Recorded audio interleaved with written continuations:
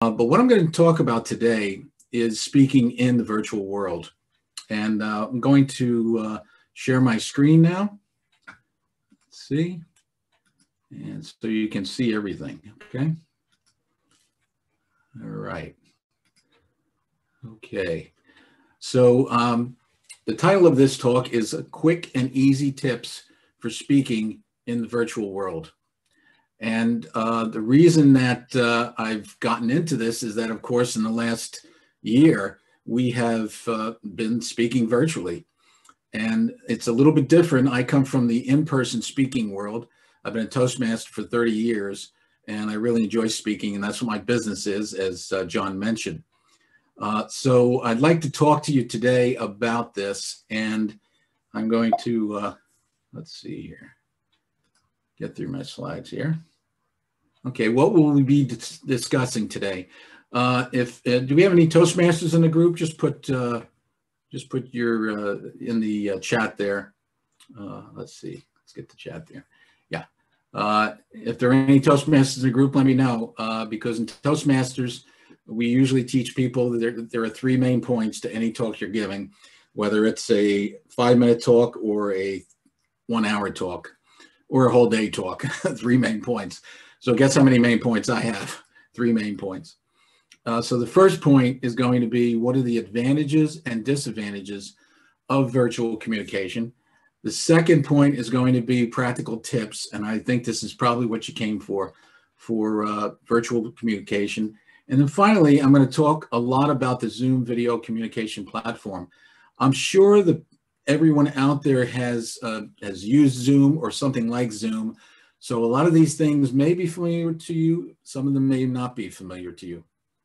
And I will encourage you, I do take questions during the presentation, because this presentation is not about me, it's about you and what information you can get. So ask away, and Judy and John will be the arbiters of the questions. So please ask questions. Okay. And I have 2 discussion sessions. One's coming up very quickly here that I'll ask you a couple of questions, and I just want you to put what your thoughts are in the chat. Okay. All right. So the first thing I want to do is talk about what are the virtual communication methods. And there are some here that you're very familiar with. In fact, one I know you're definitely familiar with. But there are, whoops, let's go back here. All right. All right. So let me talk about all these, and you may not have realized that there are different methods. There are also different platforms and also different applications that you can use. Everybody knows about email, right? Everybody uses email. Does anybody not use email here? Probably not that many. But hold on a second here. Let's see here. Make sure I get everyone in here. So email is definitely one that is ubiquitous and will be with us for quite some time. I started using email in, I guess, the middle 90s, so it's been quite a while since then. I remember when I was in the Air Force in 1989, even though I was a double E, I wasn't a networking person at the time, and I was at Wright-Patterson Air Force Base at the Electronic Combat System Program office there, and we all had computers, but they were unconnected by a network. So they wheeled in one morning. They wheeled in this big cabinet with a smoky door, and everybody's wondering, what's that? What's that? Oh, it's a network. Oh, what's a network? We had not been networked. We were sneakernating everything, and probably spreading viruses and all sorts of bad things. But that was kind of my introduction to networking. So it was a while ago. So email has been with us a while. Also, video teleconferencing. There are many different places that use this now, I'm sure. Another one is, let's see here. Another one is texting. Okay. I found out that young people, and I hope I'm not insulting anybody, but my daughter is 19, and I'm not sure she realizes that what she's holding in her hand is an actual phone, because she texts, she does Instagram, she does lots of other things, but not too much on the phone. And that's where it all came from, right? And of course, we have the telephone. That's a virtual method. Anything where you're not in person, I consider a virtual method, and that's certainly a virtual method. We have this method that we're using right now, the Zoom platform. We're doing that. Live chat, we've already seen that. That's somewhat like texting, okay? Then there are also other platforms that are being used, like LinkedIn and Slack and Twitter and Instagram and Facebook, and of course FaceTime. So there are all sorts of different kinds of virtual communication platforms, different ways that we can connect with each other. I just connected with something yesterday called Clubhouse. Maybe some of you understand what that is, but my understanding is that they're just virtual conversations that are done on Clubhouse, and you can join in, and there's a subject. You can just join in whenever you want. So that's interesting there. Okay. All right. So now we're going to get to some audience involvement here, and I'd like you to please put in the chat what you think about this. And I'm going to be talking about the advantages and disadvantages, but I want you to tell me what are the advantages of virtual communication, and then what do you see are the disadvantages of virtual communication. So I'm going to give you a few minutes to type something in the chat. I'm assuming I'm seeing what's in the chat. Bill, I don't see anything in the chat. Are people putting stuff in there, I guess? Yeah, Bill put in that he's a Toastmaster too. Oh, okay. For some reason I'm not. Oh, okay. Yeah, there it is. Oh, Toastmasters, Uptown Toastmasters. Great, great, super. Okay. Let me get back to, yeah, he's discussing questions. No matter where you are, you can connect. That's pretty amazing. That is amazing. Let's see, I don't have to drive to clubs, set up laptops, stand for 2 hours. Love Zoom as it takes less out of my day. Exactly. I hope you don't mind, but I'm going to read this. They're not coming in that fast. Advantage, can meet without traveling. Okay, if any of you work for companies are looking at that right now, and we'll talk about that. Let's see, disadvantage, no personal contact.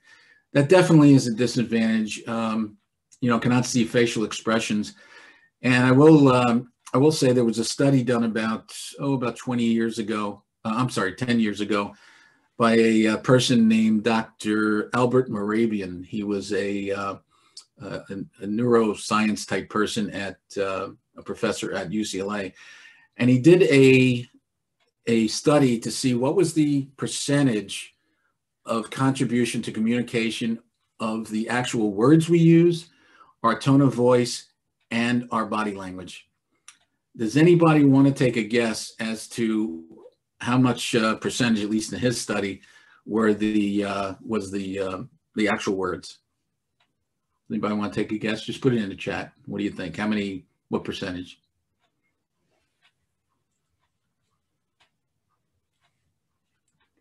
$20. Okay, 70. I'll take one more and then I'll let you know what his study came out with. Okay, 50. Basically, his study came out with the actual words we use are 7% of the contribution of communication. The 38% was vocal or tone of voice, and 55% was body language. Now, you can argue about some of those percentages and the way he did the experiments, but what that tells you, if you believe it, and I certainly do, is that body language and tone of voice have an incredible amount of contribution to communication. Now, in this particular platform that we're on now, Zoom, obviously we can see people's body language, but not like we can see it when we're in person. So that makes up that makes up just a big part of that. Whoops, sorry about that. Let's go back to previous. Okay, just going by some of what's in the chat. No need to travel, ability to connect, meet others regardless of where they are, networking. Exactly. You can get to more people through Zoom or through another virtual platform than you can in person. There's just a time factor there.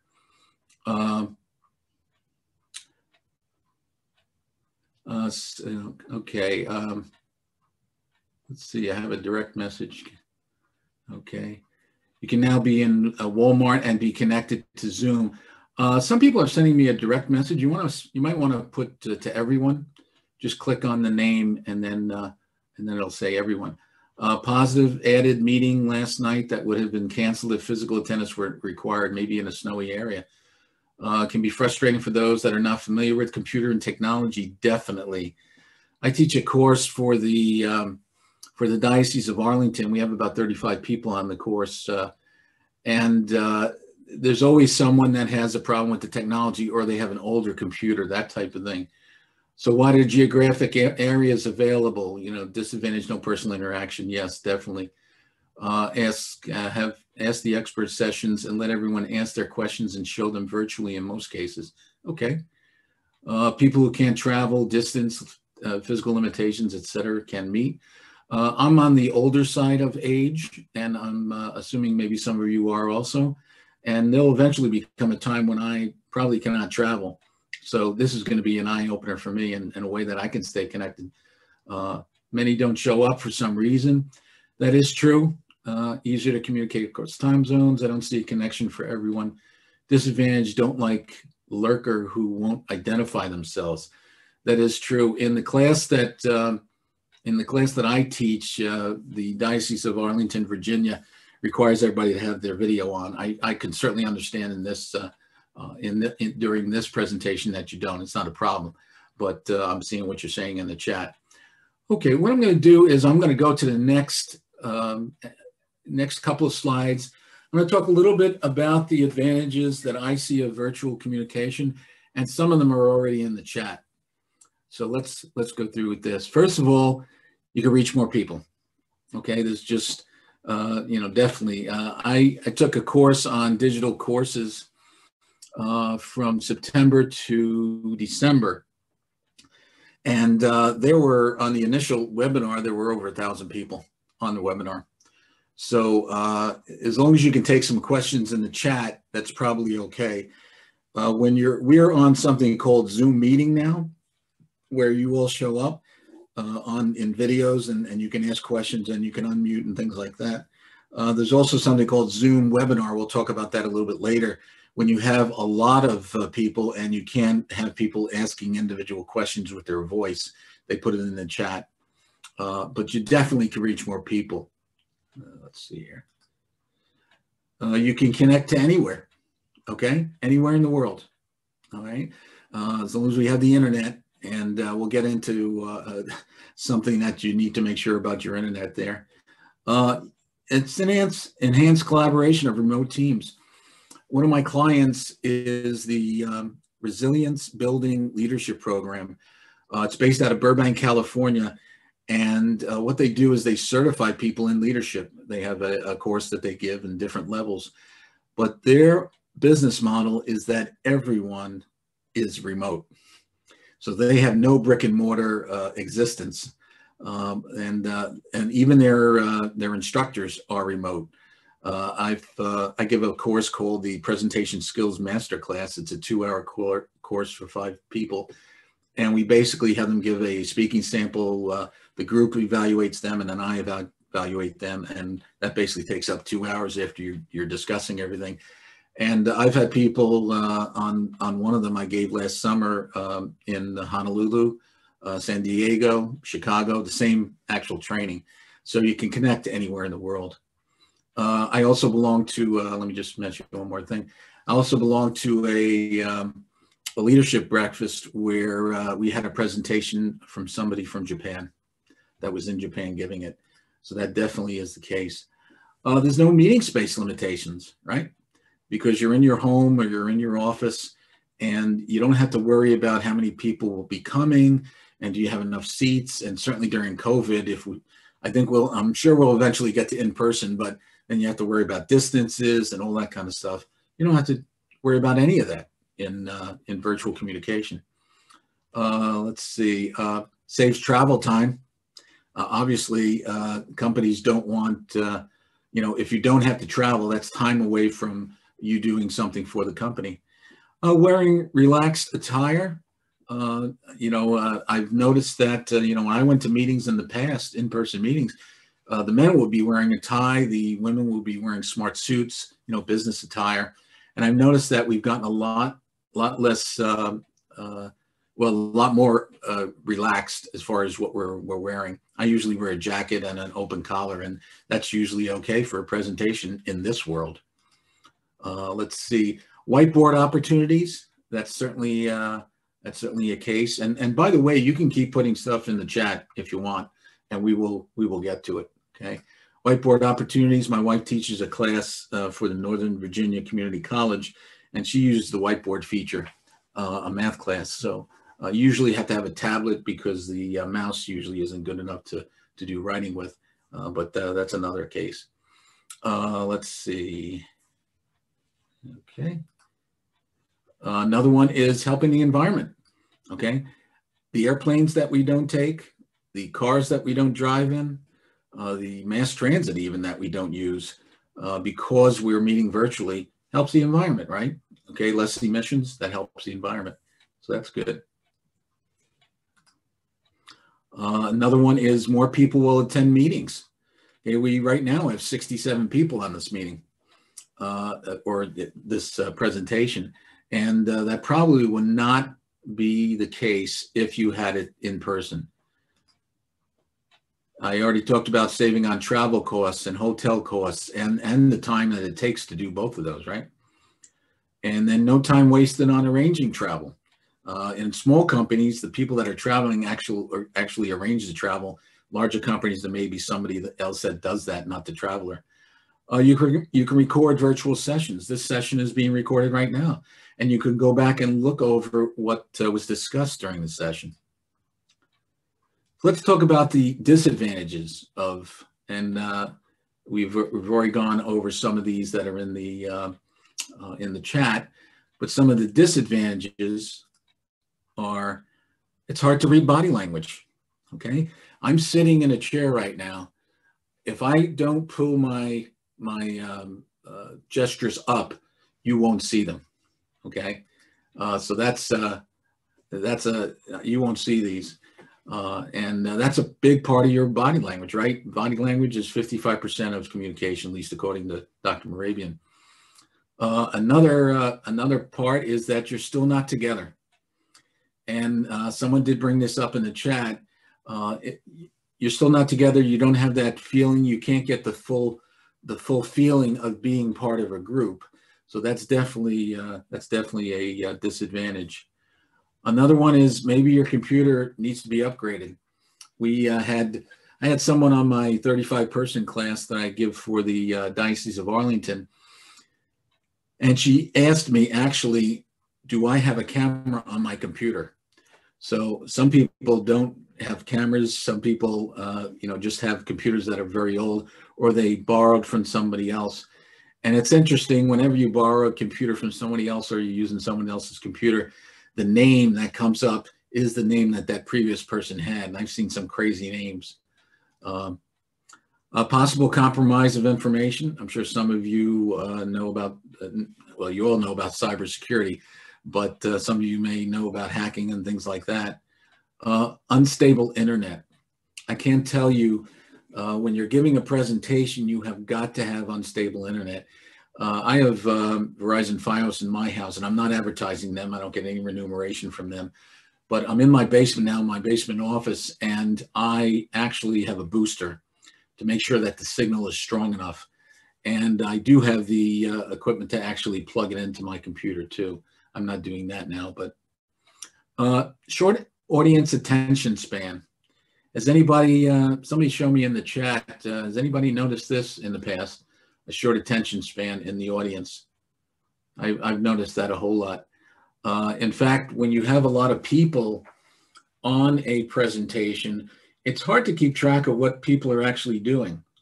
One of the things I'll bring up here in a minute, yes, sleeping on video. Funny you should mention that, because in my course I give for the Diocese of Arlington, I got somebody in the chat said this: did you know that Bill is sleeping on his couch? And I was like, no, I didn't know that Bill was sleeping on his couch. And of course, I asked Bill a question and he woke up. But so sleeping on video. And folks do disappear. They do disappear for several reasons. And a lot of times it's not intentional and it's not their fault. Their internet may go out, so on and so forth. I was giving a, whoops, let me, I noticed that my mouse is very sensitive here.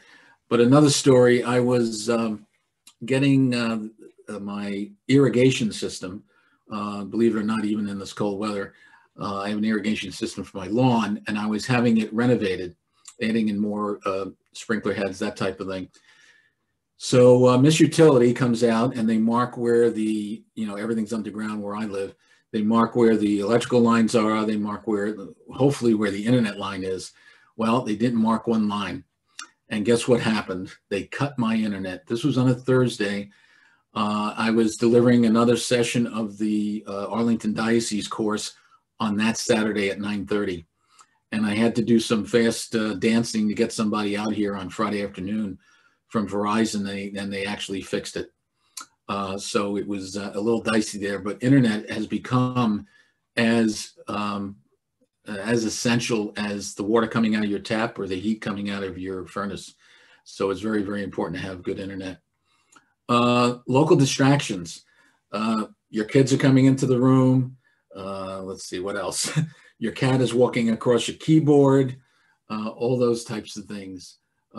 So that becomes a distraction. Also, there may be, I don't know, maybe you're next to a train station or whatever, and the train's coming past your window. I don't know. But there's lots of distractions when you're not in a classroom or in a hall to hear someone speak. It limits interpersonal interaction. We've gone over that before. It's also hard to read multitasking. Now, what do I mean by multitasking? Maybe some of you know already, but whenever you, and in the 35-person class, I certainly see this a lot.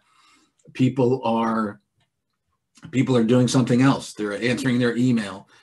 You can be looking at the screen and there's no way that the presenter can tell whether you're actually listening to what they're saying or not, or what he or she is saying.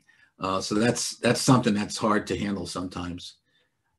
Then there's another one, identifying who is speaking. I'm gonna have to shut the chat here. Identify who is speaking. That's hard sometimes. And one way that I do it is I do the old, you got to go like this, because if you don't go like this, I can't see you. Even some people just put up their hand real quick and they put it down. And when you have 35 people plus 2 screens to look at sometimes, I'm limited on my computer to 25 people at a time. So I sometimes have to switch between screens and I can't see somebody. I usually tell them, if I'm not acknowledging that you have a question, then take yourself off mute and tell me that. Okay. Let's see what else. So that's about it for disadvantages. So now I'd like to go back to the chat, and I'd like you to answer these questions. Okay. How can you improve your virtual communication? You've all been doing it, I'm pretty sure. And also, what should you avoid in your interpersonal communication? What should you be avoiding? Okay, that's very important. So I'll let you put some things in the chat there. How can you improve your virtual communication? What do you think you can do? And then what should you avoid? I have a couple of comments on your past topic. One of them is, and I don't know if you said it, seniors are a social group. That's why the majority of our groups have a social half-hour, hour afterwards or before, whichever they prefer. Okay. And what Edward from Huntsville said, that doing a Zoom presentation limits you on the kind that you can give. Can't do anything about anything that's touchy-feely that you're going to pass around the room. Right. You can't have a show and tell. I call it show and tell from my grammar school days. But yes, that's exactly true. Yeah. Let's see. How can you prove? Yeah, avoid extraneous noise. If you have young kids, or if you have someone that's outside with a TV on or something like that, shut the door and do the best you can. I'm pretty good here down in the basement because a lot of people don't come down in the basement in my house. But let's see. I'm just going through here. Hope you don't mind me going through. No, because they're coming to you. I have a couple. Pay attention to see if you're muted. And that is, you know, we're always saying, you need to unmute yourself. You need to, you know, and you say it 2 or 3 times. So we always say, press the space bar and hold it. Yeah. That's easier to click. You know, you're teaching me something, and I always like to learn from these sessions too, because I have, you know, a number of years of experience, but if we counted up the number of years experience in this audience, it would be 100, maybe hundreds and maybe thousands of years. But that is, I have tried that before with the space bar, and it hasn't quite worked out as well for me. Do you have to keep the bar down? Yeah, you have to push it down, but you know, remember you are using a Mac. Oh, okay. And what is, No, so I can't do it? Is that just on PCs?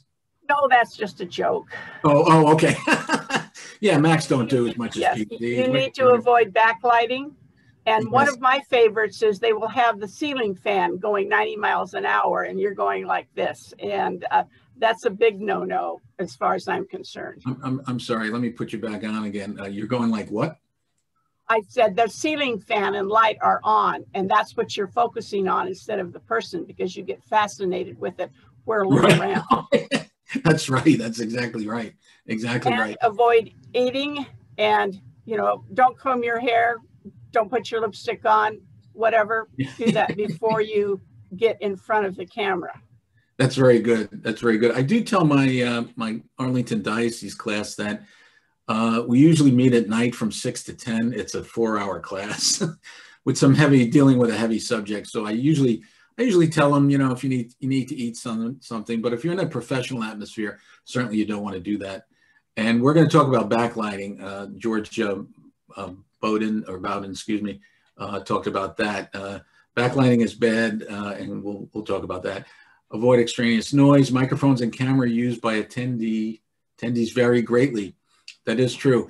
I'm using the camera that's on my screen right now, and I think I look a little bit fuzzy. I'm going to be getting an HD camera. I do have something called a Blue Yeti mic, which is I have a boom. You can also have a thing on the stand. That's a better mic than the one that's in my computer here.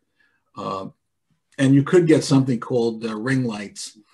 Ring lights are just what they are, just like it sounds like. It's basically a ring fluorescent, I think, and you could put them in front of your computer. That's very good. Pay attention to see if you are muted. Yeah, that's the case. A lot of times you're muted and you're talking and you're wondering why people aren't calling back. Avoid words or phrases that can be easily misinterpreted. Yes, I went through I also belong to the National Speakers Association DC chapter and Washington DC chapter, and we had a meeting the other day, and there was a speaker that was talking about how things are misconstrued, blind spots that speakers have.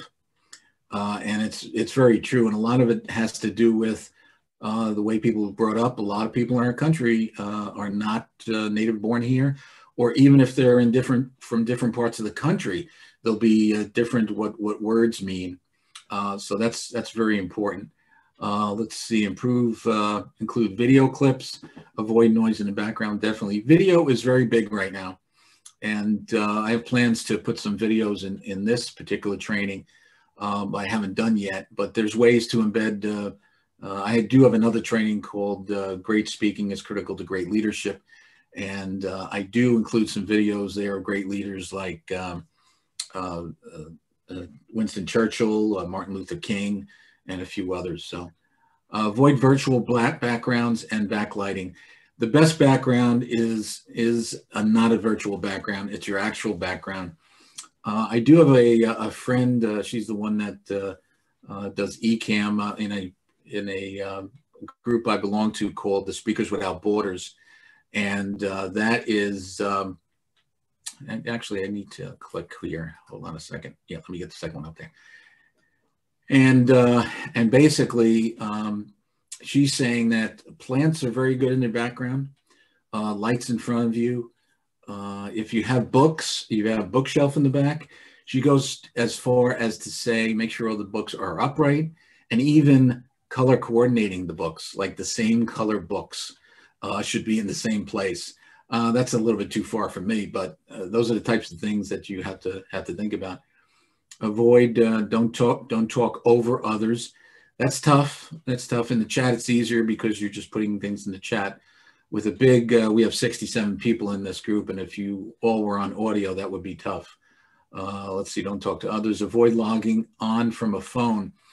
The phones are a little problematic. I've had several people in my classes phone in from an iPhone, and it's hard to find the unmute button. It's hard to find where to put your name in, your full name in. So if you can do it from a computer or an iPad, but an iPad is basically a glorified iPhone or a tablet.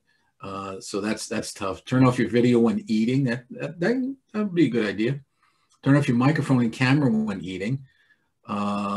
Definitely improve test video and sound ahead of meeting. Guess what I did? I made sure my microphone was working. I made sure my video was working.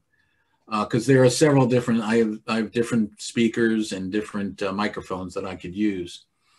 I'm actually using a camera called a virtual camera from a package called Ecamm. I mentioned that. If any of you are interested in video and also putting different overlays on your video, including videos on your video, if you want to do that. Also, it allows you to, if you have a slide up, it allows you to put your face talking on the slide so they can see you when the slide's up. It's pretty amazing. Use only LED ring lights. Yeah, they're not fluorescent. Thank you, Eleanor. Let's see, presentation techniques come from practice. As we become more accustomed to doing online meetings, equipment and techniques will improve. That is true, but I can tell you this. If you don't read up on this and come to presentations like this, you could be doing a lot of things that get you comfortable with this venue, but it's not so great as far as actually presenting. I went into my first Toastmasters meeting. Here, I'm going to give you my age now because you can figure it out. When I was 32 in 1990. And I thought I was a great speaker. I had been in the Air Force for 12 years. And I went into the meeting, and an hour later after the meeting, I said, boy, I have a lot to work on. And I still feel that way 30 years hence. I'm more comfortable with speaking in front of people, but I can always improve my delivery, my preparation, things like that. Let's see, in some cases, virtual background can be less distracting than actual background. That could be, yeah, that is true. That could be true. Most of you see my background. I have, this is definitely not my office here. I do have my book in the back, but Ecamm is great for doing these types of things as a virtual background. But when you do overlays, sometimes this happens. Notice how the book is covering my face. So I try to stay in the middle there. So that's very important. Do not arrange books by color. Oh, that is a decorating trick for non-readers who arrange books by subject, author, etc. Oh, okay. Toastmasters' #1 skills to get rid of etc. I heard many O's from you. That is true. So I appreciate the feedback. One way to, and if I had someone in advance, I would do this, is to give someone in the audience when you're practicing, not when you're actually giving the presentation, to have one of those New Year's Eve clickers. And whenever you do an repeated words or filler words, then they would click it. And before long, you'll just stop talking and think about what you say and then say it type thing. Improve when practicing, practice presentation ahead of time. Okay, that's excellent. In fact, one of the things I do, I'm going to be talking about practical tips here in a second, but one of the things I do with my clients is I tell them there are really 3 different parts of speaking.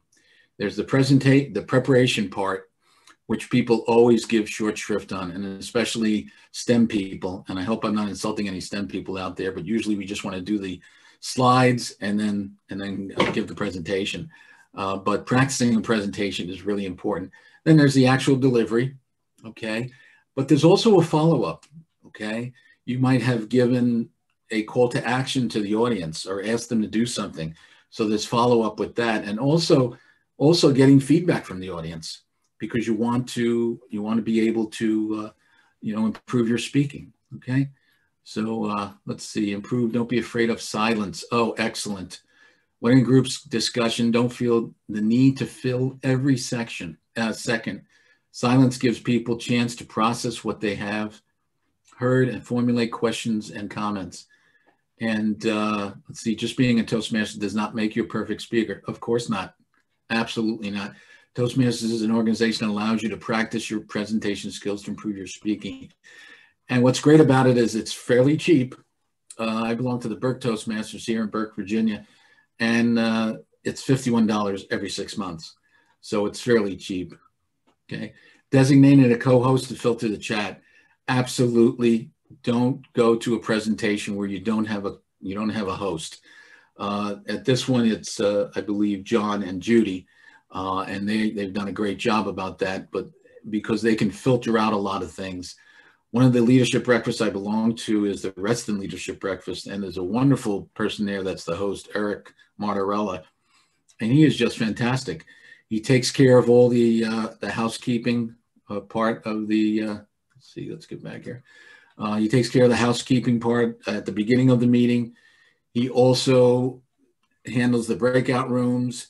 And you know you've been to one of Eric's meetings because he starts at 7:30 and he ends at 8:30 on the last Friday of the month. And you can set your clock on that.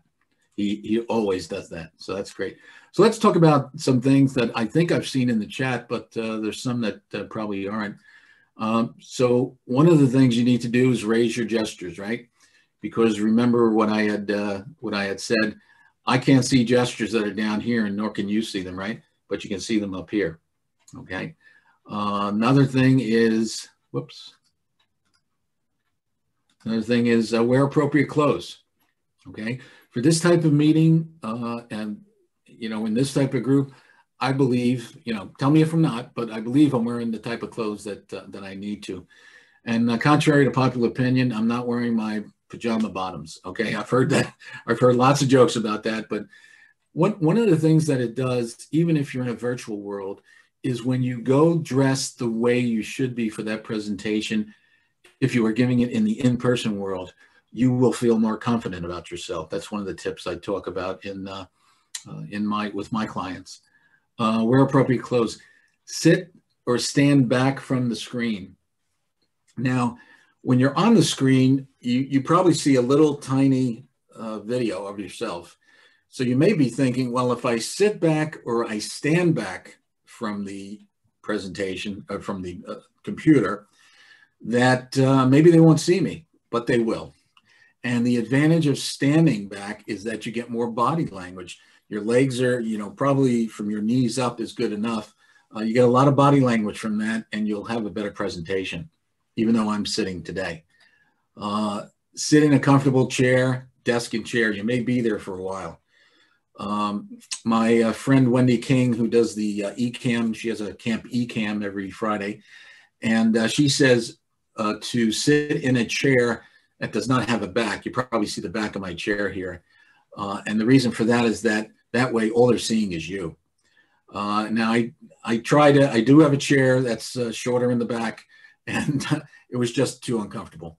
So I'm sitting in my chair. You'll see the back of my chair, and I guess we'll just have to live with it. Stable internet.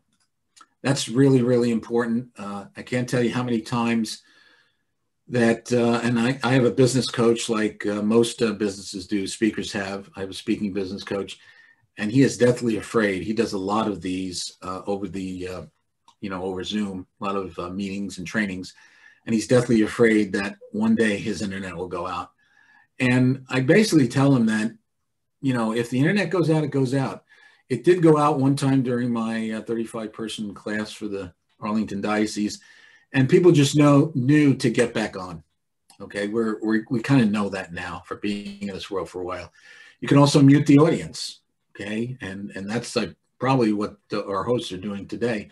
Not that they don't want to hear from everybody, but there's 66 people in there now, and that would be hard if everybody had their mute off. Okay, don't have lights behind you. Someone in the chat mentioned this, and the reason being is that I say that if you have lights behind you, you probably look like you're going to be in the witness protection program. You ever see those things on 60 Minutes where the person's talking, their voice and their face is obscured, they're just a shadow? That's what happens. So make sure that your computer or that like a window isn't behind you or any lights are on behind you. If you can put the lights in front of you, it's usually good enough. I learned this from someone I took a course from. If it's at angles, you won't see a shadow on your face. So that's one of the reasons to do it that way. Also, start and finish on time. And if most of you remember from your school days, you never minded when a teacher finished early, but you always minded when they finished later. So that's something that, are you guys seeing my chat also on the screen? No. No? Okay, good. Okay, I want to make sure of that because I want to see. Yeah, my video froze. Sorry about that, Pam, but some things happen. Okay. Use good headset and mic. Okay. I have, my wife bought me one of these Bluetooth headsets, and that was very good. You can, has a little thing that comes down here, or you can just buy one that, I think they're like 35 bucks. I have one of those too someplace. But headphones are good for also tuning out noise. So that's a good thing there. Let's see what else. Ensure background matches your message. Okay. So if you, some of you may remember the old Popeye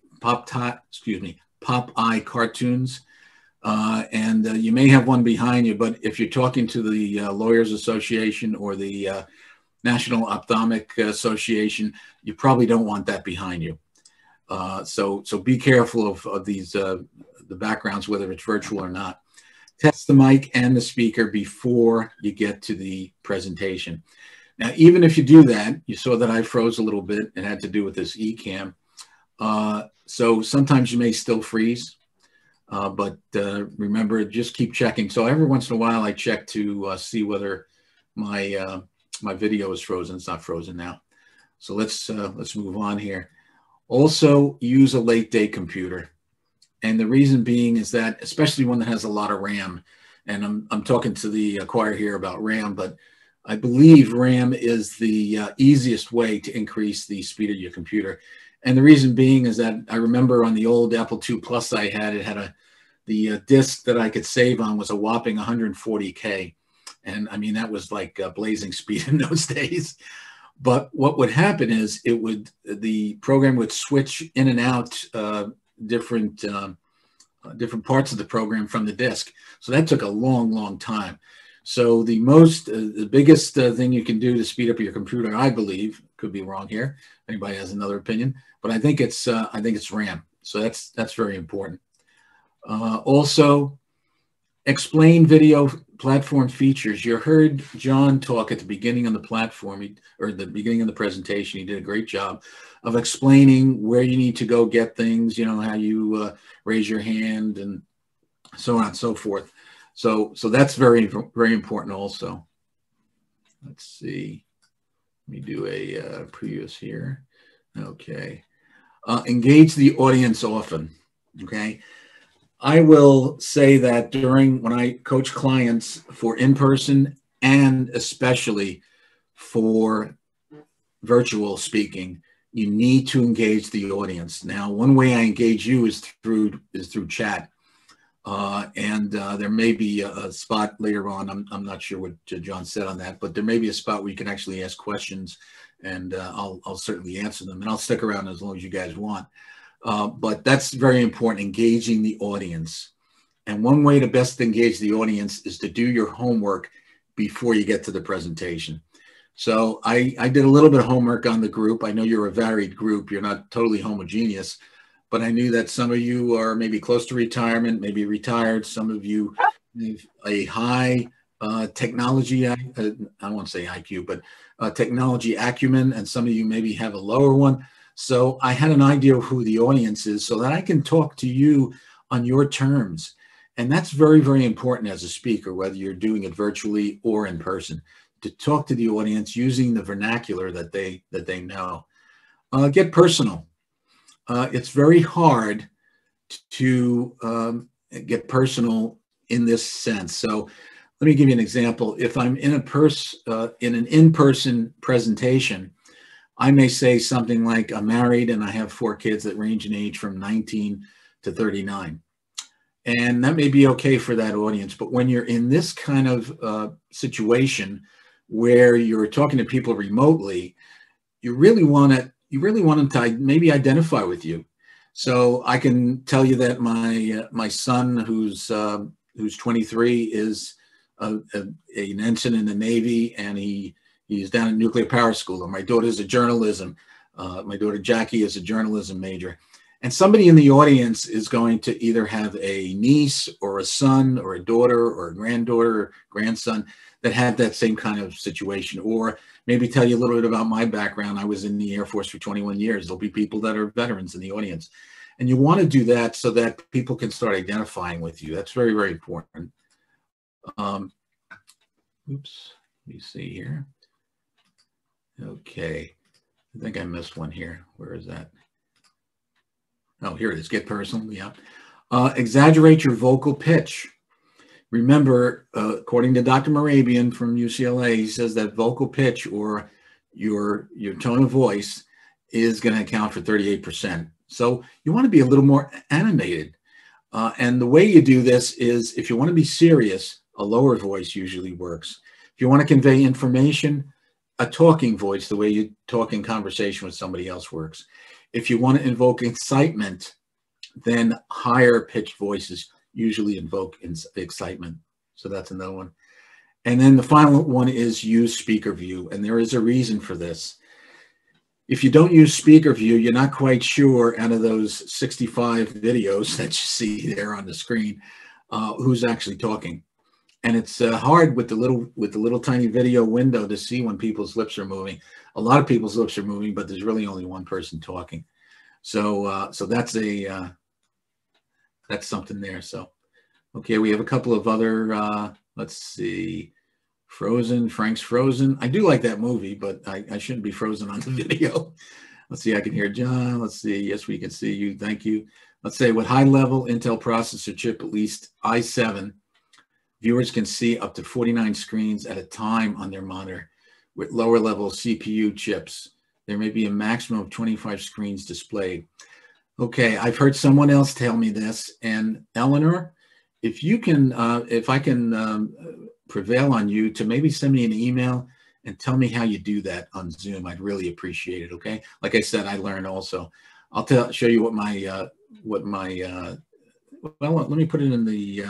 I'll just put my email in here right now, and then just tell me you went to this, and I'd appreciate it. So it's Frank at Speak, Lead, and Succeed is my email. Okay, and I'll just I put that directly to Pam. Let me put it to everybody. Can I get the Pam? Yeah, there we go.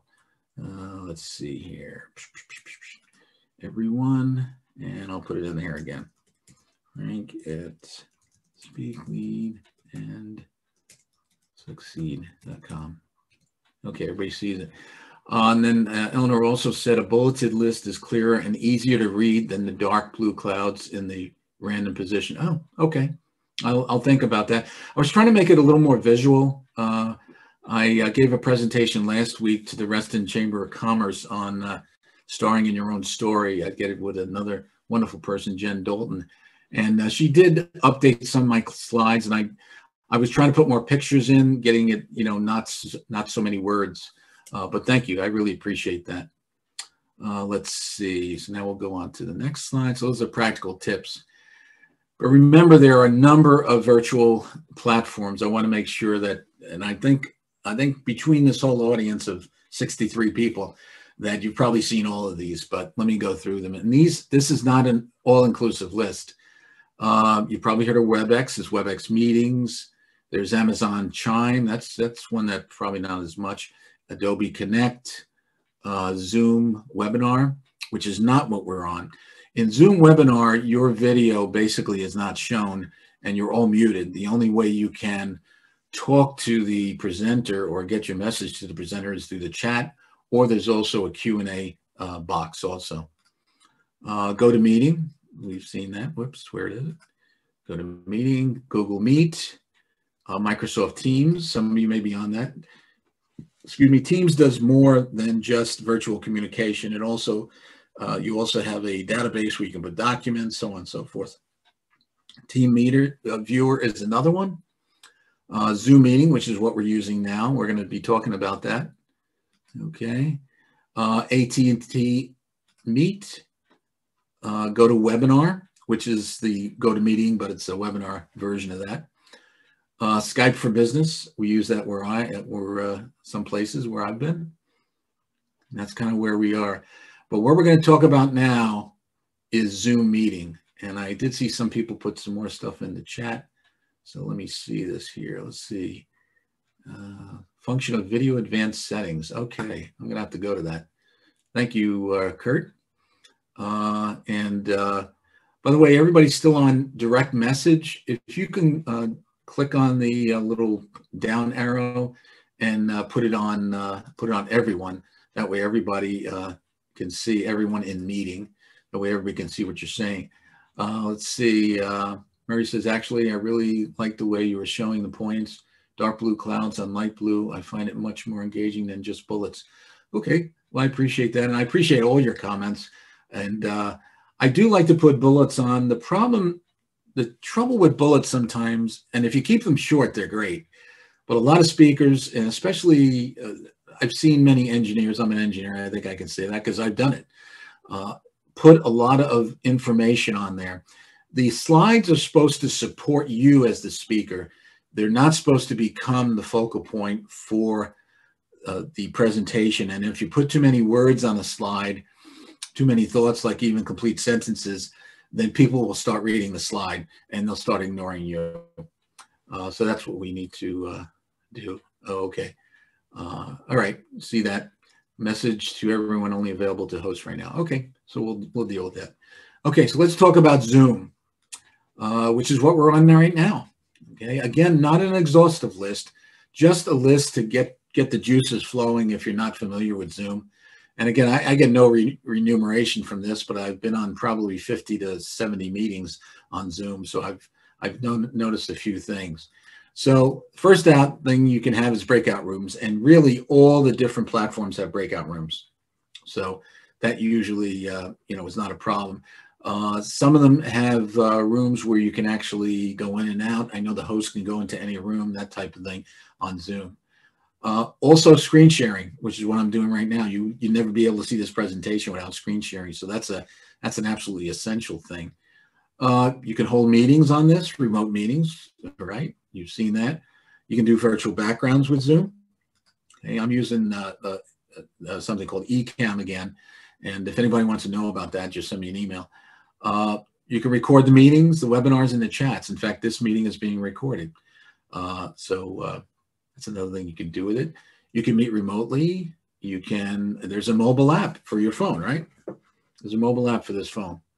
I have it on there. And I would say this, the functionality on the phone is not as good as the functionality on a computer. Remember, your computer or your phone is just like, or your iPad is just like your phone. It's not a computer, your iPad, although it does a lot of things that computers do. So computer is really the easiest. You can also mute audio and video. The host has a lot of different functions they can do. You can look at the gallery, which is, of course, the 49 on the screen, or you can look at the speaker, which is important when you're listening. For instance, right now, when you're listening to the presentation, if you put me on speaker view, then that will be good. Host up to 1,000 people. I've seen it done. There's a public and private chat in case you want to have a private chat with somebody. That's pretty important. Password protection. There's password protection on that. You can enable join before the host. There's a whole slew of functions. If you've ever set up any Zoom meetings, you know what I'm talking about. You can schedule meetings. I have meetings scheduled next week on Zoom, and you have a record of the attendees. So that's important too. And then co-hosting. Okay, so that another person can be there to help you out with the hosting. All that's important. Let me look back at the chat here. Okay, let me see. Yeah, Messenger, let's see. Zoom can allow everyone to enter any breakout room. Oh, okay. It's in settings somewhere. Yeah, there's lots of settings that I haven't gotten to, and I'm not really going to go into now because it would take the whole afternoon. Don't just read whatever you were showing on the shared screen. You were doing it right. Okay, so I'm adding more in here. And one of the reasons why I don't put whole sentences in is that I don't want to read it. I want to be free flowing. I want to bring in my experience and my stories, and that's one way to do it. Okay, so let's go on to the next slide. So here are some takeaways. I have one takeaway slide, and I have 3 calls to action slide. In every one of my presentations, I have a takeaway slide, which is basically a summary. And then I have a call to action, because if you just come to this presentation and you spent, an hour or 2 here and you had a nice presentation, it was interesting, but you don't do anything with the material, you really have kind of wasted, at least in my view, an hour or 2. So I'm going to ask you to do some things in the call to action. And I have them segmented. You'll see when I get to the calls to action, which is the next one. But the takeaways are these. And there's 3 takeaways, right? 3 main points. And if you ever use the rule of 3, 3 is powerful. If you have any series of things that you're showing, if you do 3 things, that is really powerful. People can understand it, they can remember it, and it just sticks with people a lot better. And that's what you want when you're presenting. You want to be able to have the points that you're making stick with the people that are watching and also improve their lives. That's really why we're all here, right? To improve each other's lives. So takeaway number 1 is, and you probably know this, but the virtual world is here to stay.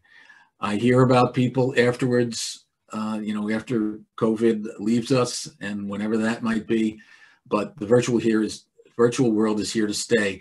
There's just too many advantages, and you already saw the slide on the advantages. There's just too many advantages to give it up.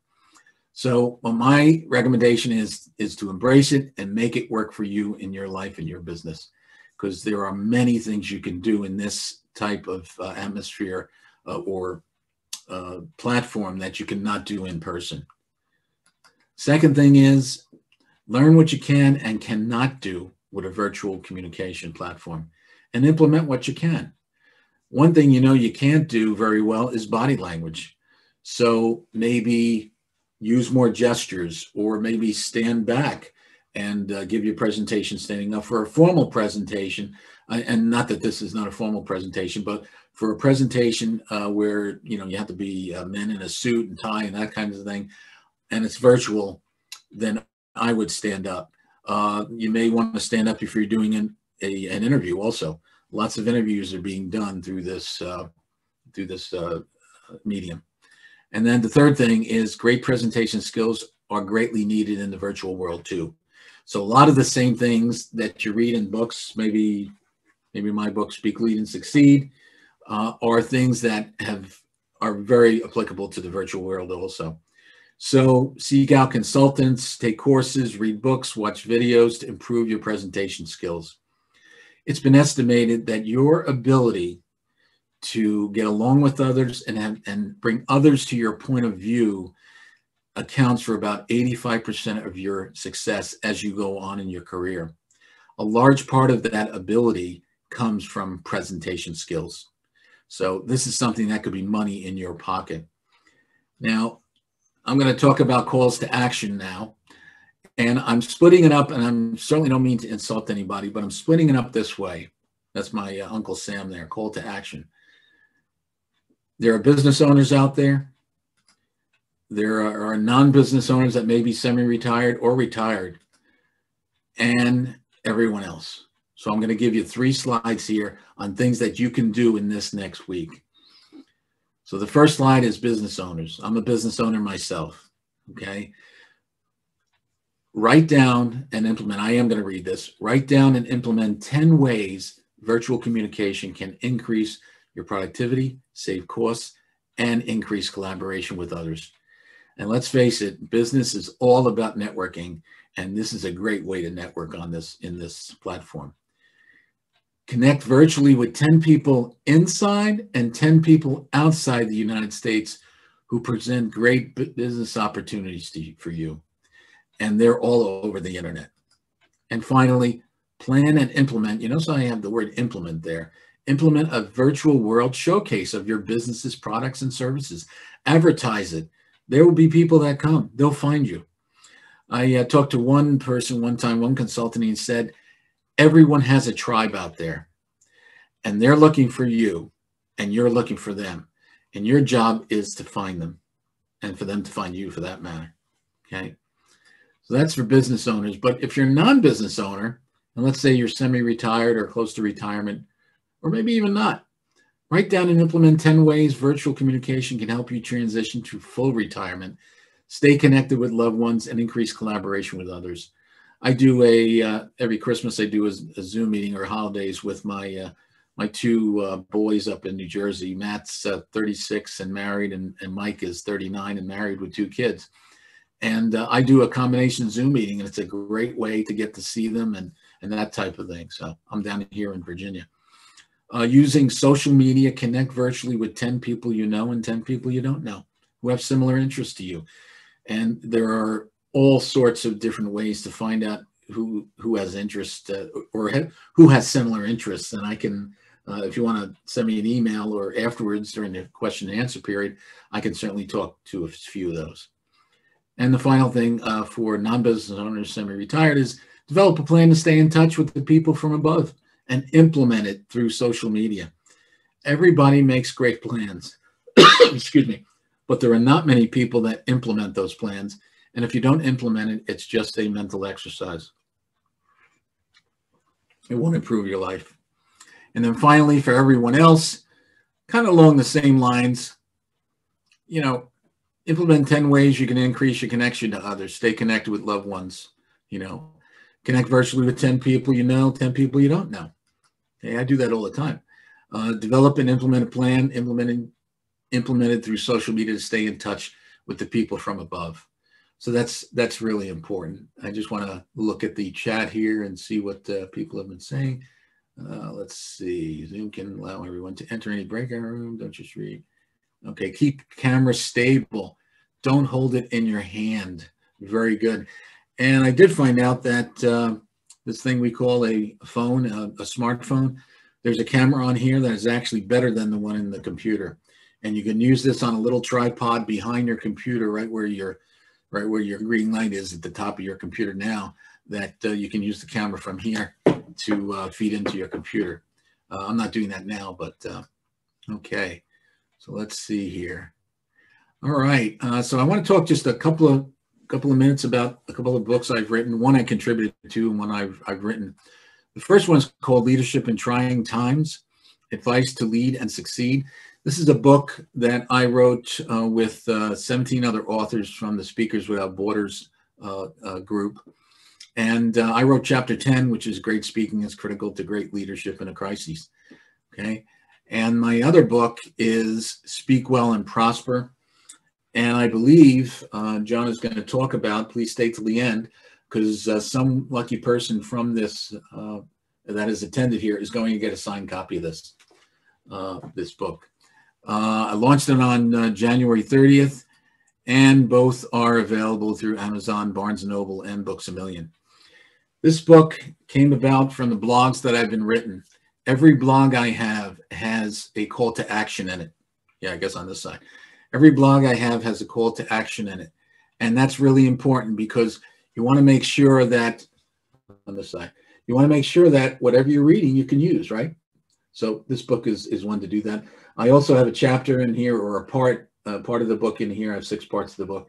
A part of the book in here that talks about talking in different situations, like you're an MC or you're giving a course, that type of thing. So that's really important. If you do buy the book, I'd ask you to please leave a review. You know, after you've had a chance to read some of it, I appreciate that. And I do believe that, excuse me, all the attendees at this course are going to receive the PDF copy of the book.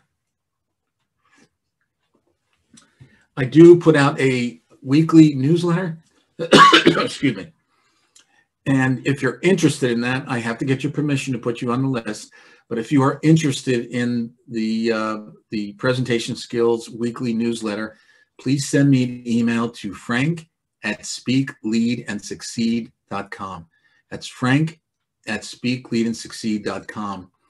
And if you could put the words APCUG meeting in the subject, that would be great, because then I'll know that it's somebody that wants to be put on the newsletter. So, okay. So this is what my company is, DCI, DiBartolomeo Consulting International. And you heard John say this at the beginning. What I do is I help STEM professionals to prepare presentations in half the time, get your point across the first time, and present with comfort and ease. That's my website. And this is my email. I go by speakleadandsucceed.com or frankdibartolomeo.com. I can go by either. So that's where we are now. And I think the next slide is questions. So I'm going to stop sharing. And let's see, we have 57 people. So I'm open for questions. I don't know how you want to handle this, John. Do you want to tell us how to do this?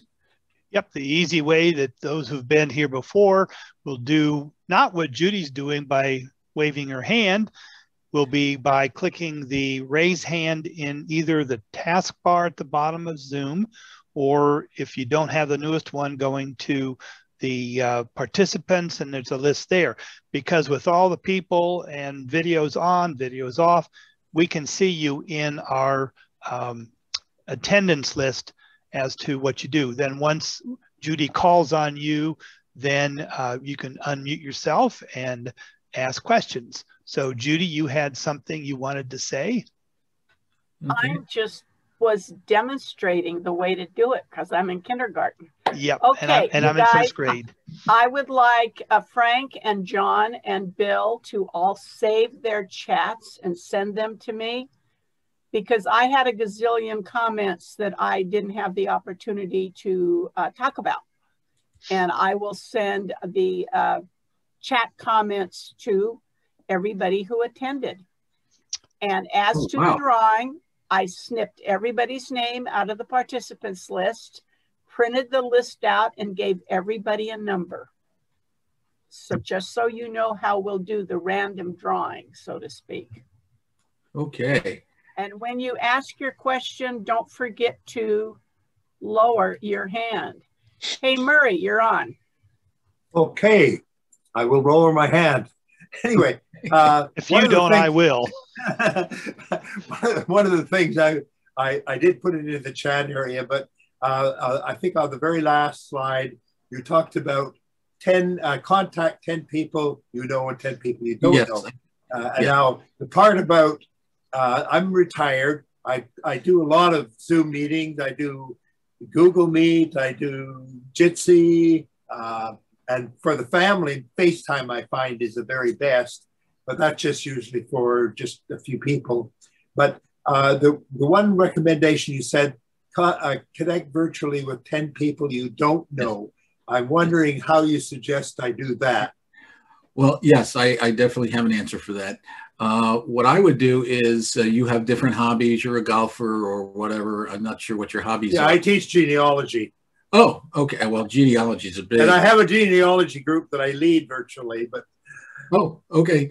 Well, what you can do is in LinkedIn or Facebook or Instagram, you can just search on genealogy, and then pick out 10 people, or look at what the backgrounds are of the people, and see if it's somebody that might be interesting to you. They may have an answer to a question you've had on genealogy for quite a while. Okay, well, so that's how I would. Okay, I guess what I mean, I've tried just simply sending messages to distant DNA matches to see if we can figure out how we're related. No. But I never thought of trying to do it by a Zoom meeting, so I might do that. Oh yeah, absolutely. And you have, I'm sure you know some people on the Zoom meeting here, but my guess is everybody has at least a LinkedIn profile or Facebook or another social media profile, so you'd be able to find us. I'm pretty sure. So that's what I would do. Okay. Thank you. I do want to thank, I'm sorry, Mary, did I answer your question? Yes, thank you very much. Okay, great, great. I do want to thank Eleanor. She put something in here about how to get the 49 people, I think, Zoom restriction, and I'm gonna work that. Is Eleanor on the screen now? I'm not sure. Well, I just want to thank her.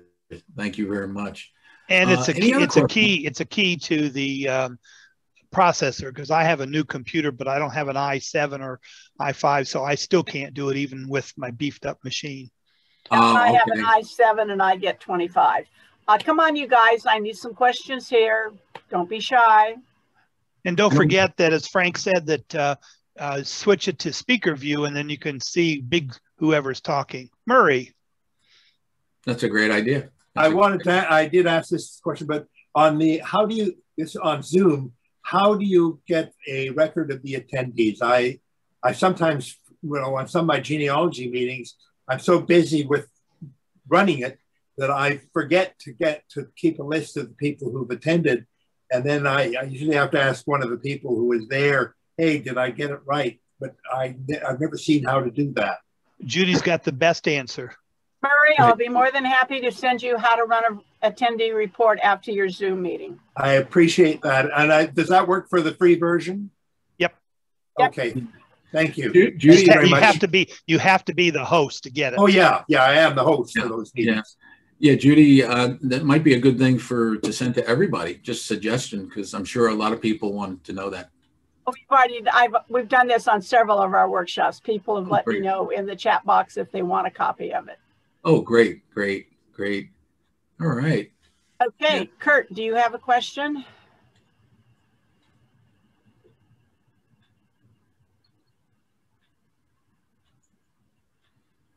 Great. I'm sorry. I had an answer for a question that's already been answered. Okay. Oh, okay. We take I answers. thought so, because you were on that meeting where we talked about it before.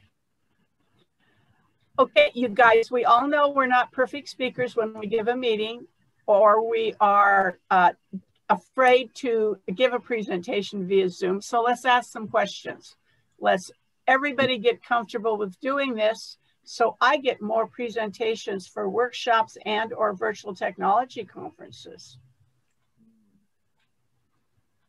I've got my hand up and it's interesting, Judy, I checked to make sure I had the newest version, and for at least maybe the host, it's under the reactions again, not by itself. Anyway, we had a person who was on earlier, and I can't find them now, that Steve Sears said that he's tried to encourage feedback, but many fail to get involved. He says he's tried direct questions, and they still don't want to participate. Is there a better way to achieve connection with these people? Well, going back to my presentation skills background, stories, and I have a blog out, and the title of it is "Everybody Loves a Story." So tell them a story, and you all have multiple stories. You can say them all in a 24-hour period, but pick out a relevant story and try to relate that to what you're saying in the presentation. And I'm anybody from New Jersey here? Anybody from New Jersey here? Raise your hand if you are. Probably a few of you are. I grew up with a father in the house that was a jokester, and I remember I have lots of memories of my dad telling a joke or kidding around or that type of thing. The best thing is to be yourself, and you know, you don't have to be from New Jersey to be yourself, obviously, but we're kind of like that from that area of the country. But you know, and asking for stories. You know, I ask my audiences a lot. You know, I've had maybe 40 years, 45 years of experience with computers. But again, if you added up all the experience out there, I mean, all the knowledge doesn't reside with me. And I've learned some things today. And that's why I give these presentations too, because I like to learn.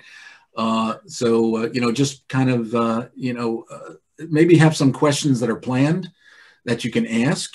And there's somebody in the audience, you know, in this case, would be technical questions about computers. That might be a way to do it also.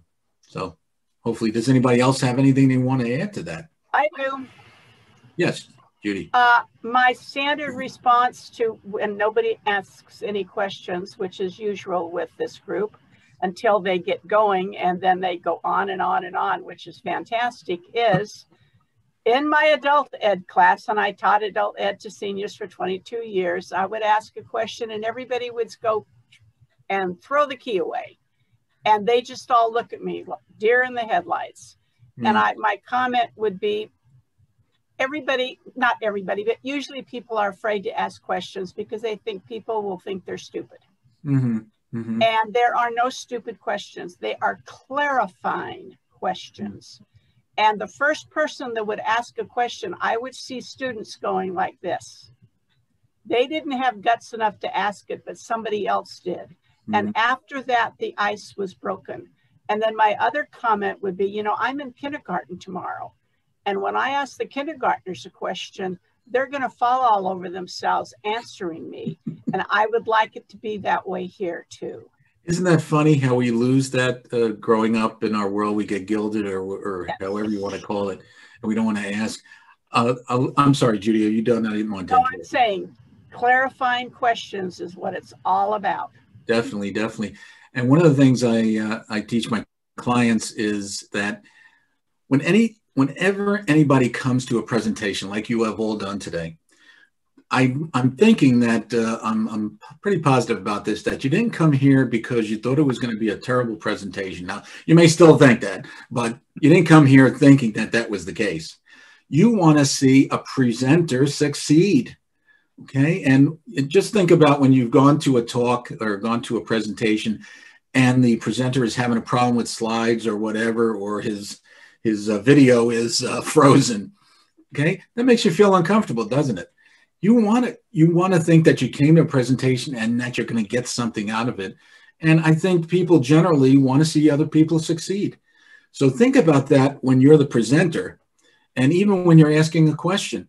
There may be several people in the audience, as Judy was saying, with people nodding their head, that wanted to ask that same question. So chances are that somebody else is going to want to know what you want to know. So, and on the other hand, when his whatever it was froze, you're thinking, oh my gosh, that happens to me. But look at this. He's a professional speaker and it happened to him. Yay. It does. You know, it can happen to anybody. It does. I tell you, I was at a NSA DC meeting, the National Speakers Association DC chapter meeting. And this was a 2.5 hour presentation that someone was giving. And his slides just went blank. So you know what he did? He had a backup plan. He went right to an exercise. During the exercise, everybody was talking at their tables. During the exercise, he fixed the problem. And that's what you have to do. And that's what presentation, that's what preparation is. What could go wrong? And then if it does go wrong, what can I do to have a backup plan for that? That's a true presenter. That's what they're looking at. Okay. Murray. Okay. I just want to mention a couple of things. First of all, one of the worst things that happened to me in a presentation, it was actually at a conference in the Azores. Ooh. And remember when the 35mm slides sometimes were in a long tray? Yes, yes. I had about a carousel, right? Not a carousel, a long tray. Oh, long tray. Okay. Somebody, one of the technicians was running the slide projector, and clicking the forward and reverse. Anyway, I just started my talk. Instead of pushing forward, he pushed reverse. I was up on the stage. Slide flew out onto the floor, and the slide scattered all over the floor. Oh my God! Oh my God! What did you do? I just went on with the presentation without the slides. What else could I do? There was absolutely no ways to get it back. I bet there was somebody in the audience that was thinking, wow, what an attention step to get my attention back. You know? It could be. Then the best question I remember was I was teaching a computer course, and my boss was one of the students in the class. Oh boy. He has never lived this one down. But at some point he put up his hand and he said, Murray, I don't understand that. And then he added, and if I don't understand it, nobody can. And nobody has ever forgotten that. Well, I can tell you this. a lot of people also ask me, what if I have a real bad element in the audience there? And what do you do for that? And let me tell you this, if you take the high road, the audience will eventually correct that one or two people because the audience doesn't want to waste their time. And that's what they think, that a heckler is what I'm thinking of. That's another thing that you get from some audiences, not all. Professional audiences, pretty much not. But you may be in an audience sometime where there's a heckler, and you could say things like, I'd be very willing to talk to you about that at the break. And then if it gets really bad, you can say, what does the audience think? Do you think we should move on? 99 times out of 100, 99 times out of 1,000, the audience is going to say, let's move on, So there's a correction factor there. So anyway, but that's neat. I would have liked to be there, Murray. and one thing that's nice with the Zoom is that the host can remove anybody instantly, quietly, if need be. Yes, and not let them back in. You're right. Yeah. Right. There was one conference I was at. The speaker was he spoke very slowly, very methodically, and he had this big mathematical equation up on the screen, and some guy interrupted, sir, hey, and finally he looked over and said, yes. He said, I just did a quick calculation on the back of this cigarette package, and it should be this. And the speaker looked at him. He looked up at the screen. He looked back at this guy. He looked up at the screen. He said, may I suggest a slower calculation? Right. Yeah, one of the things you don't want to do as a speaker, and not that that speaker did that, is you never want to embarrass anyone in the audience. You never want to, and jokes or humor that's not about yourself is very dangerous. Yep. If it's about someone else, because you will insult someone, and that's so you got to stay away from that, whether you're on virtual platforms or in person. So definitely. Thank you, Mary. That was great. Judy, ladies first. Oh, thank you. I was going to call on myself anyway. She can do that as a co-host. If you guys don't have any more questions about the presentation, we're going to have our drawing and be gone. I've got a comment. Okay, but let me let you know why everyone was not selected. Over time, when we used to let everybody chat among themselves, that's what it turned into, chat among themselves. They would contradict what the presenter was saying. This is a better way to do it, blah, blah, blah, blah, blah. And that's kind of inappropriate for that to happen. And it's just bad manners. So we should have said at the beginning, we're only going to be able to send comments to, and it would be all the host and the 3 co-hosts. But right. That's the reasoning behind it. And I'm sorry we have to do that.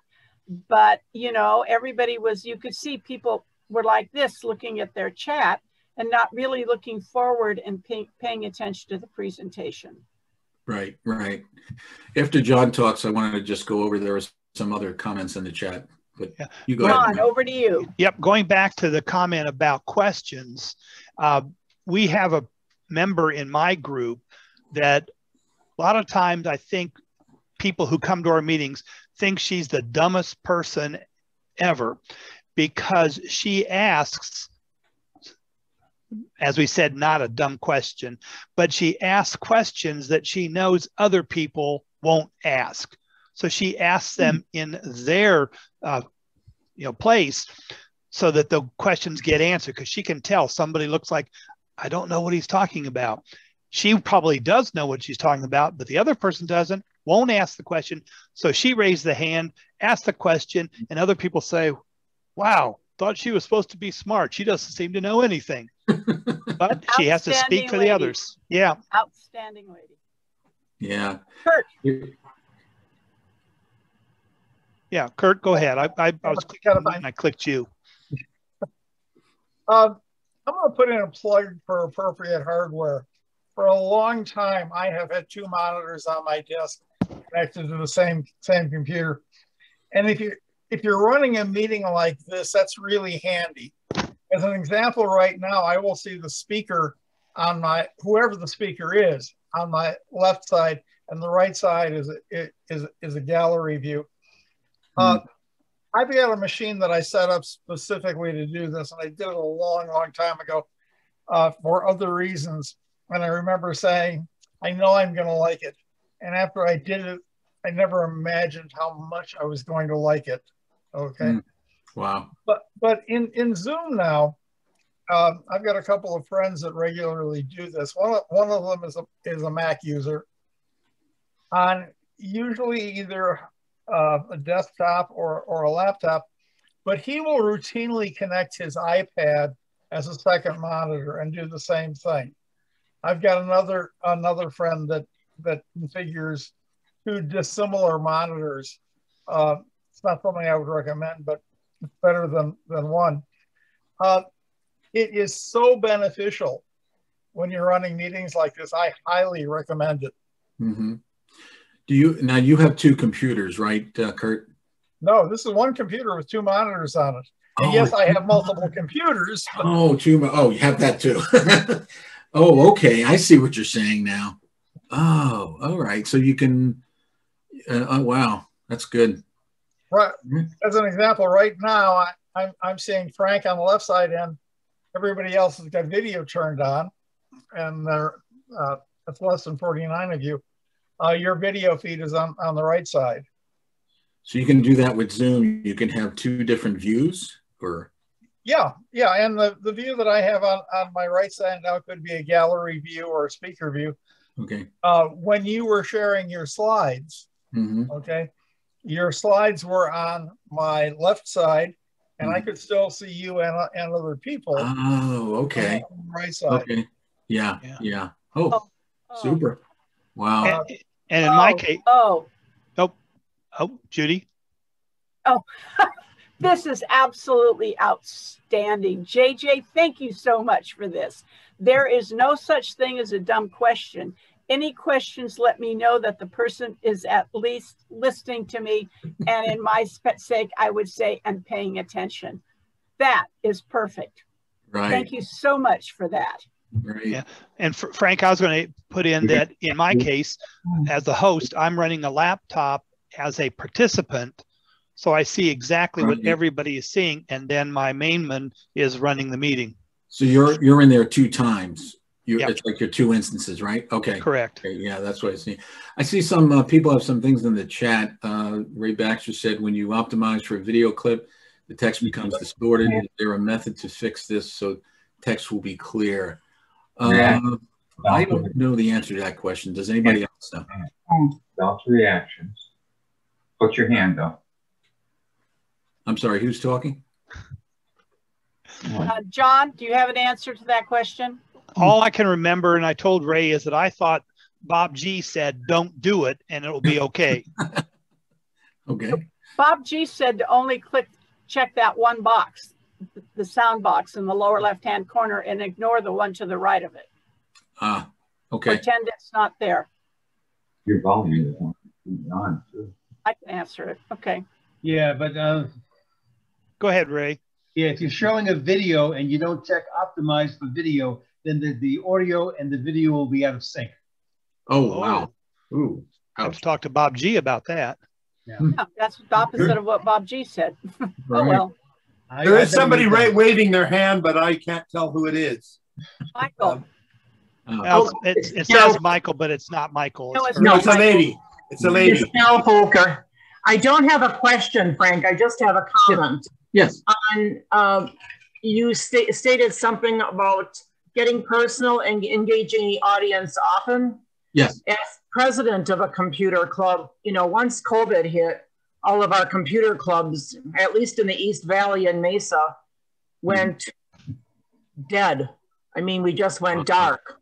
Wow. And as we have what we call an EVAC, which is all of the East Valley computer clubs.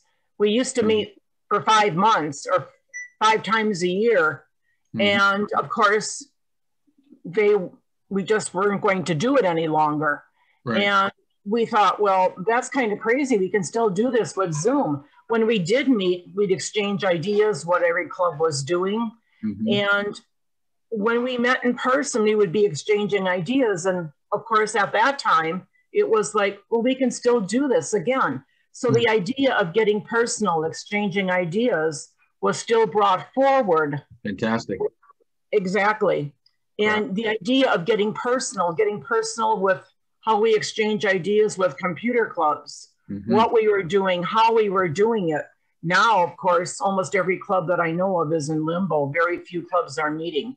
We are still meeting with Zoom, but instead of our membership at 238, I think we're only getting 26, 28 members on Zoom. Okay. You know, a lot of seniors just don't want to meet on Zoom. Yes, no, Judy. I understand that. Yeah. I'm used to students raising their hand. Okay. Bill James sent me an article the other day. And so we still have a ton and a half of seniors. Frank, you know, I related to your 23-year-old daughter. My oldest grandson is 23. Okay. Okay. And, but the AARP has information about Zoom that is so dated, it's pathetic. Ouch. And if people are paying attention to that, it is really sad, because we still have seniors to go, oh, I can't be on it. The security they have, oh, it's not safe and blah, blah, blah. That ship sailed at least by the end of last May. Yes, with the definitely. Zoom bombing and stuff. So that's, and I'm going to get in touch with the AARP office in Pasadena and just share that they need to update their information about Zoom. Be because careful. a lot of They ask people you to do think AARP is the be all to end all, and that's where they get their information from. Oh, wow. Well, be careful, because they'll ask you to update it, I'm pretty sure. I would be more than happy to do that. I think you would. Let me just go to a couple of things. All the time. Yeah, let me go to a couple of things in the chat. Eleanor said, this is a great topic. Thank you for thinking of it. That's great. Appreciate that. Joe says, use the polling feature of Zoom. I have been on several meetings that use the polling feature, and it's very fast. You have to have it set up beforehand, but it calculates like within no time. Susan Victoria says, my question is, how can I reverse my fear of technology? I've worked with computers from the beginning, but I just bought an iPhone 8 and haven't looked at it. Okay. You're not alone, Susan. You're not alone. I think the best thing is I'm an instruction type of person.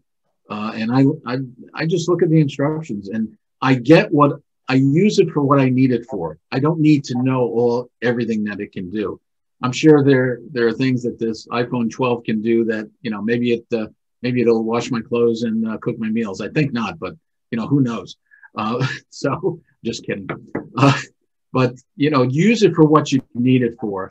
I'm still trying to convince my kids that this is an actual phone and they can actually call me. That doesn't usually happen very often. So hopefully that'll help it. Send me an email. I'd be very glad to talk to you about it, maybe even set up a meeting about it. Let's see. Eleanor Hoffman says, to learn more about technology, keep going to your PC users group. I guess that's in relation to what Susan said. Apple has support and online tutorials for phones and other products. I go to the internet, usually YouTube, when I need to have an explanation about something. A lot of times it's things in my house that I just need an explanation of. Great information presentation. Thank you. You're welcome, Mary. Bill James says, Susan, don't worry about breaking it. It's new and under warranty. If your fear is based on losing information, have a backup or take it to your, I always use a cloud backup so that you'll never lose anything on your machine. So I would recommend doing that. Let's see. Everyone is ignorant about something. I have a long list, but you guys don't have the time. And then Pam says, Twin City, are you logged into Zoom twice to put up several separate? Zoom windows on. Okay. Now I think he said that was who that was Kurt. Oh, Kurt. Yeah. Kurt. Yeah, I was going to ask Kurt. Twice. I don't think you were in there twice, right? No, I'm in there twice. Kurt's not. Kurt, right. Do you want to explain what you did? Because I think you're doing more than just sliding a window over to the other monitor, aren't you? No, what I have, I have two monitors physically on my machine. They happen to be both the same resolution, and they're sitting essentially side by side. Okay. Mm-hmm. There is an option in Zoom to use. That's what I want you to get to. Okay. And when I do that, okay, I get I get an additional display, which I can drag around however I want. Okay. John, I'm not sure if we have time, but can Kurt share his screen maybe and show us? Too much time, or that's okay if you don't want to. That's okay. No, I don't think that'll work. Oh no. Okay. All right. Because he's got two screens, two monitors. He can only share one. Okay. At a time. Okay. Well, Kurt, where are you getting that display setting? Are you getting it in your account? just a minute. I think I can find it for you. That's what we need to know. And Frank, Bill James does use his iPhone to do his washing. He has a Wi-Fi connected washing machine called Sudsy, and he can lay in bed and say, go. Oh, fantastic. Okay, I got to get that. I got to get that app. Okay, I have the settings for you now. Okay, and you can all do this. Right. Okay. Next to the camera icon, you have an arrow that points up. Okay, if you click that, one of the options, and I think it's the bottom one, says video settings. Okay, if you click that, you will get a dialog box. I can't turn that phone off, I hope. Okay, you will get a dialog box that on the left side has video highlighted. Above it is general, below it is audio. Click the general tab on that. And up toward the top of the right of that dialog box, it says use dual monitors. Ah, okay. Okay. I think you need dual monitors to see that. Yeah. No, Because I can't see it on mine. I've got it on mine as an option, but I've got it on mine. It's on everybody's video setting. They're all the same. under Right. general, not Under video, general. under general. Well, I only have under the video. I only have. No, go to general. Oh, Yes, yes, I see it. Dual monitors. Yeah, I see it. Outstanding, Kurt. Thank you so much. Can I make another plug while I've got your attention? Sure. Absolutely. When we got locked down, what TCPC did, my group did, was we immediately went to online meetings. Many of us thought, I think, and a few people still do, that when we come out of the COVID pandemic, okay, we're going to go back the way things were, and that's not going to happen. Not only is it not going to happen, we shouldn't ever let it happen, because by going to virtual meetings like this, we can serve more people. You know, one of the environments where I look to do that is with my church. We can take and minister to people that used to be members. We can minister to people that are new members that would never physically be able to cross our threshold. Our user groups are the same way. Many of our groups have people that are getting older and that can't travel or won't travel at night, you know, things like that. We can continue to serve them. What we have to do is to solve the hybrid meeting problem. Yes, yes. There's one big technical challenge there to doing that, and sooner or later somebody's going to come up with a good solution. It's my turn. Judy. Many groups, we already have several groups that are meeting with hybrid meetings, and they're extremely successful. Micro PC in Denver is one. Dayton DMA, obviously in Ohio, is another. And we have one more whose name I don't remember. And we have many groups who will never, they say they will always remain Zoom groups. Mine's one of them. Where we meet, they're not going to want to have the custodian come in after he's cleaned the facility just to clean our room. We don't pay enough rent to have them do that. So we have people who are going to remain Zoom. A group in Glendora has 9 new members their members are talking it up at the women's club meetings they attend via Zoom and places like that. When he told me they have 9 new Zoom members, the Wisconsin group, WALK, had a special presentation by Rob Truman on cutting the cord. If you haven't booked him for your group, it's an excellent presentation. Please book him through the Speakers Bureau. And she's advertised it through Nextdoor, that I've been preaching about advertising through forever. And they had over 60 people attend, and it was a recruiting meeting, and they got 6 new members. Wow. Wow. So even though we are meeting online, there are groups out there that are growing their membership. The Los Angeles Computer Society has a gentleman from Alaska who moved to Alaska years ago, and he's back with his Los Angeles Computer Society family once a month and loving it. Our Victoria Genealogical Society started Zoom meetings very quickly.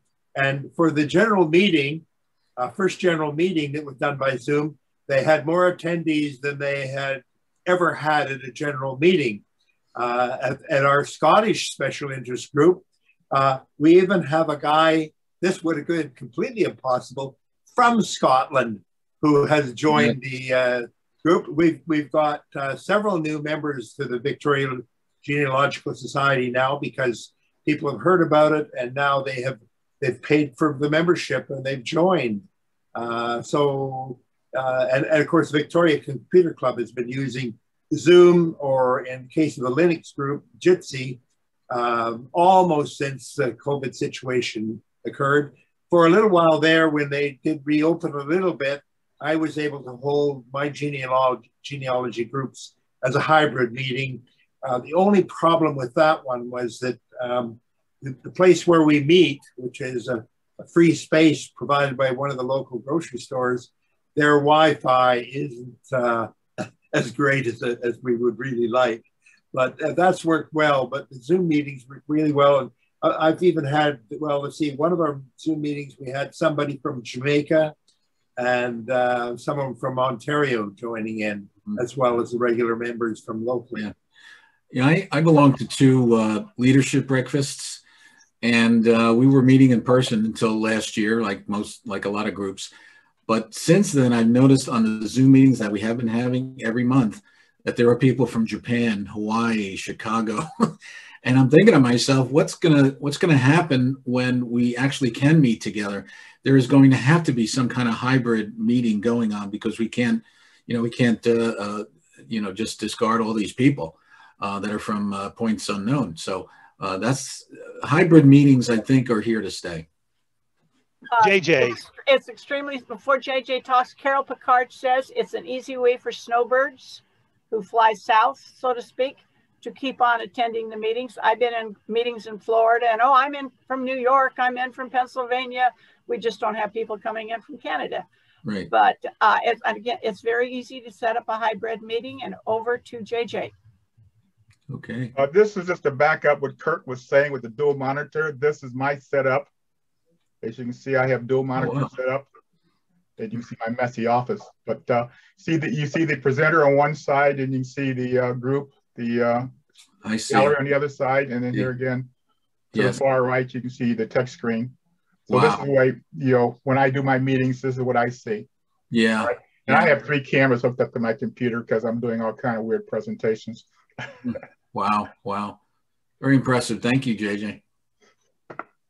Really Another cool comment about the what having online meetings and stuff does. I've got a group in Chicago that has SIG groups, and they needed a leader, and nobody locally really wanted to do it. One of the former members who moved to Texas said, well, gee, since we're doing this virtually, I'll be the chair of the SIG. And so he's running the SIG from down in Texas for Chicago. Right, exactly.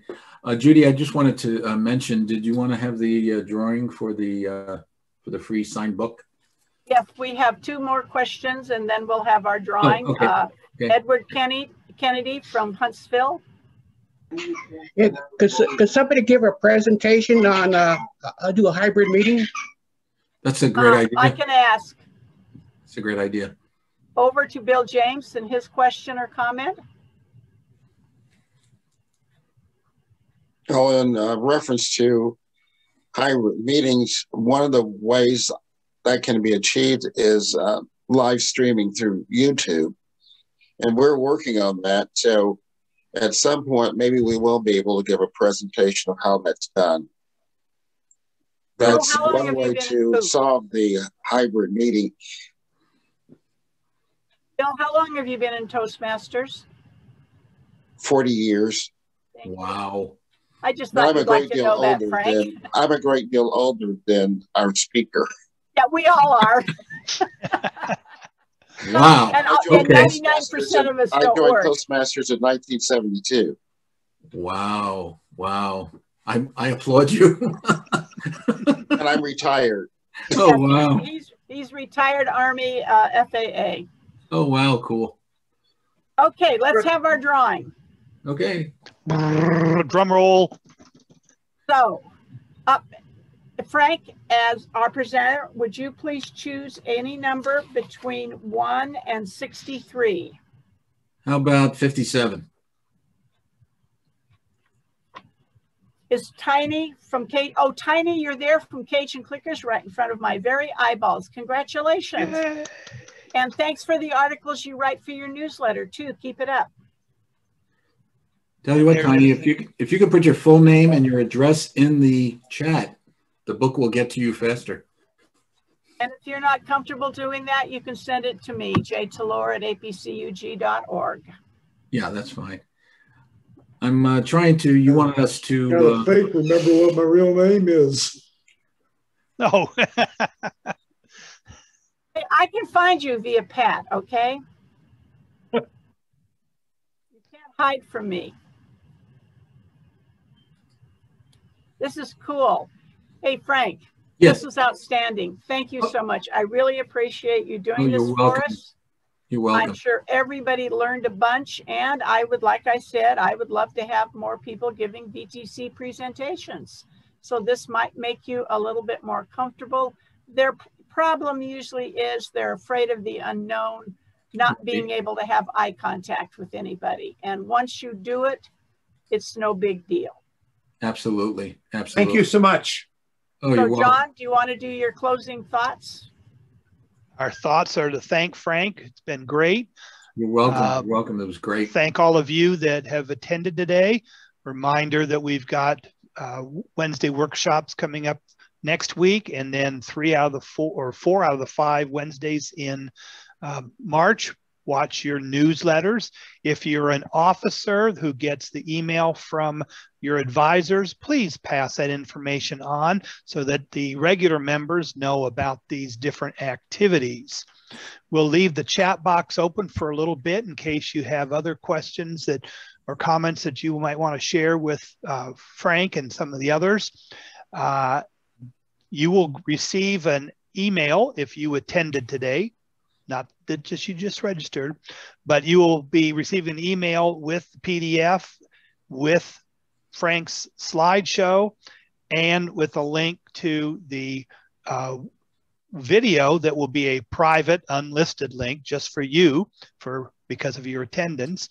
And then it'll go live in a few weeks or so. If you have ideas for future workshops, we're always in the mood for that.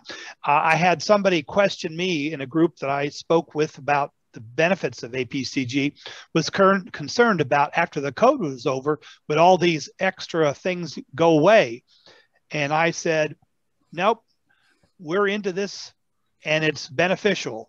So these Wednesday workshops, as long as we have somebody who will present and people who attend, our virtual technologies, they'll all be around. So if you have ideas, send them up. If I can just add one thing, Bill, John, excuse me. When you send out the message, if you can just put in there, anyone that's interested in my weekly newsletter, I have to get permission. Just send me an email and I'll put them on the newsletter. Great.